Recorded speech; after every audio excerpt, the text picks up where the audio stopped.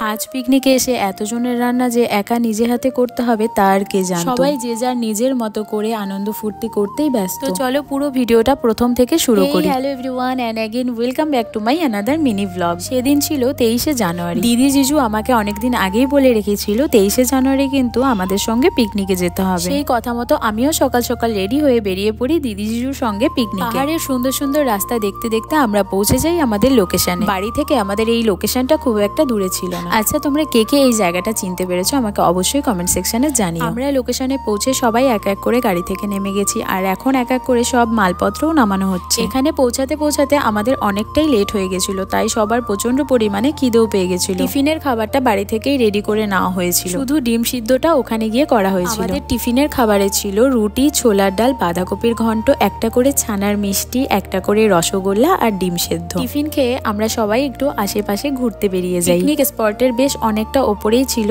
এই adventure camp. এই জায়গাটাও ছিল বেশ সুন্দর সাজানো গোছানো। হেঁটে হেঁটে আসতে কিন্তু আমাদের অনেকটাই কষ্ট হয়েছিল, পাহাড়গুলো যেহেতু অনেকটাই খাড়া খাড়া ছিল। এখানে এসে আমরা সবাই অনেক ফটো ভিডিও করলাম। ক্রিসমাসে করা সেই সব ডেকোরেশনও এখনো ছিল আর ওই সব দেখেই মাম্মাম খেলাধুলো করছিল। আমাদের এখানে ঘোরাঘুরি হয়ে গেছে, এখন আবার নিচের দিকে নামবো। ওপরে ওঠার সময় ওপরের দিকে পা বাড়াতেই কষ্ট, এখন নিচে নামার সময় পা যেন একাই নিচের দিকে টানছে। নিচে নেমে আমরা এই সুন্দর কাগজ ফুলের গাছটা দেখে এখানে অনেকগুলো ফটো ভিডিও করলাম। মামামের সঙ্গে আমিও ফুল নিয়ে খেলছি আর সত্যি গাছটাতে এত ফুল ধরে আছে, দেখতে এতটাই সুন্দর লাগছে। সবাই গিয়ে গিয়ে ওখানে ফটো তুলছে। আমরা ওদিকে চারপাশ ঘুরে আসতে আসতে এদিকে দেখি রান্না বান্না প্রায় হয়েই গেছে। আমার দিদিকে দেখে কেউ কিন্তু ভেবো না রান্নাটা ও করছে, ও জাস্ট খুন্তিটা একটু নাড়ছে। আর ওকে দেখে আমিও ভিডিও করার জন্য বললাম দে আমিও একটু খুন্তিটা নেড়ে দিই। এই দুই দিদি কিন্তু সম্পূর্ণ রান্নাটাই করেছে, আমি তো শুধু ঘোরা, খাওয়া দাওয়া, ফটো এইসবই করেছি, কোনো রান্না বান্নাই আমি করিনি। আর মাম্মাম দাঁড়িয়ে দাঁড়িয়ে এই ছোট্ট বুনোটাকে পাস পাস খাওয়াচ্ছে। এত ঠান্ডার মধ্যে নিজেও আবার একটা কোল্ড ড্রিঙ্কস খাচ্ছে। এইদিকে সবার নাচানাচি শুরু হয়ে গেছে আর সবাইকে নাচতে দেখে আমিও চলে আসলাম ডান্স করতে। আমার দিদি আর জিজু তো সেই ডান্স করছিল আর আমার জিজুর পাগলামি ডান্সগুলোকে আমিও দেখে দেখে কপি করছিলাম। মোটামুটি আমরা 12-13 জনের মতো পিকনিকে গিয়েছিলাম আর সবাই কিন্তু ভীষণ মজা করেছিল। রান্না বান্না সব কমপ্লিট হয়ে গেছে আর তখন প্রায় 4টা বাজে আর এখন আমরা সবাই খেতে বসবো। আজ আমাদের পিকনিকের আইটেম ছিল সাদা ভাত, স্যালাড, বেগুন ভাজা, মাছ ভাজা, মটন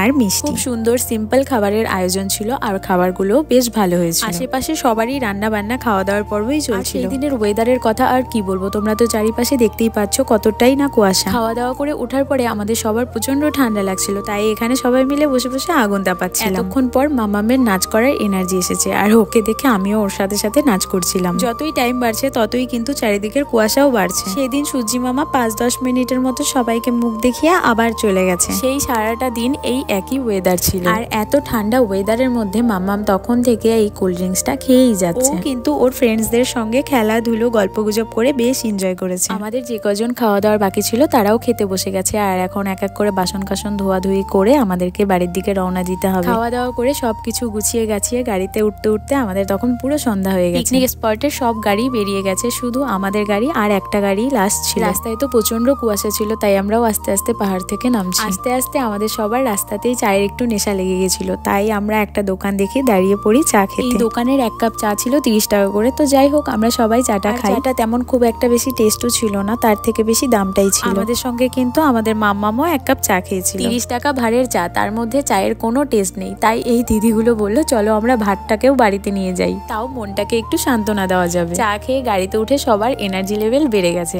সবাই গোটা রাস্তা নাচতে নাচতে বাড়ি পৌঁছেছে। শুধু 2-4 জন বাদে সবাই নাচ করছে আর মাম্মাম আমার পাশে বসে বসে ফোন দেখছে। বায়না ধরেছে তুমি আজ আমাদের বাড়িতে চলো। দিদি জিজুও বলছিল আজকে আমাদের বাড়িতে চলো, কালকে সকালে না হলে চলে এসো। কিন্তু আমার মনটা যে পড়েছিল বাড়িতে, তাই আমি বারবার বলছিলাম না আমি আজ বাড়িতে নেমে যাই, এখানে পরে আমি না হয় যাব। বাড়ির সামনে এসে গাড়িটা দাঁড়ো হয়, আমি নেমেও যাই, কিন্তু তার মধ্যে মামাম এত কান্নাকাটি এত জেদ শুরু করছে আমাকে কিছুতেই বাড়িতে ঢুকতেই দেবে না। কান্নাকাটি করে চোখ মুখ শুকিয়ে এখন মানিকে নিয়ে বাড়িতে যাচ্ছে। দেখো অবস্থা, এখনো মেয়ে মন খারাপ করেই বসে আছে। সবাই এক এক করে নেমে গেছে আর আমরাও এখন এখানে নেমে যাব। এখানেই আমাদের ছিল লাস্ট স্টপেজ। গাড়ি থেকে এক এক করে সব মালপত্র নামানো হচ্ছে। যেখান থেকে যা যা নেওয়া হয়েছিল সবকিছু ঠিকঠাক জায়গা মতো পৌঁছে দিয়ে আমি, দিদি, জিজু, মাম্মাম 4 জন টোটো ধরে চলে আসি দিদির বাড়িতে। এখন মাম্মাম মানিকে বাড়িতে নিয়ে এসে কিন্তু বেশ খুশি। তো আজকে সারাটা দিন আমরা এভাবেই কাটালাম। ব্লগটি যদি ভালো লেগে থাকে অবশ্যই একটা লাইক করে দিও। দেখা হচ্ছে নেক্সট কোনো সুন্দর একটি মিনি ব্লগে। সবাই খুব ভালো থেকো, সুস্থ থেকো, টাটা,